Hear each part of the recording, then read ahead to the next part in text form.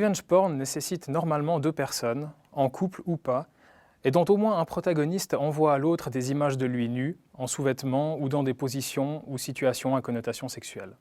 Cet envoi se fait avec le consentement des deux protagonistes. Lorsque le couple se sépare, celui qui est en possession des images décide de se venger et diffuse les images sur le web. Il n'y a pas grand-chose à faire pour se protéger contre la publication d'images par son ou sa partenaire.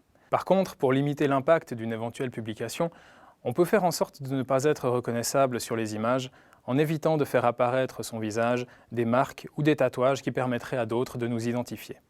En Suisse, en 2019, le revenge porn ne dispose pas d'un article précis dans le code pénal et n'est pas punissable pénalement.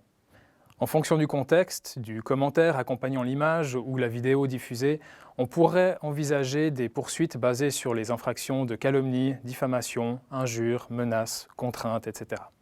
Comme la publication de photographies ou vidéos intimes sans le consentement du sujet représente une atteinte à sa personnalité, un moyen juridique efficace consiste à saisir la justice civile de manière urgente afin qu'elle ordonne à l'auteur de la publication ou à la plateforme qui l'héberge de retirer immédiatement la publication. Le cas échéant, la victime pourra par la suite intenter une action en dommages et intérêts et en réparation du tort moral.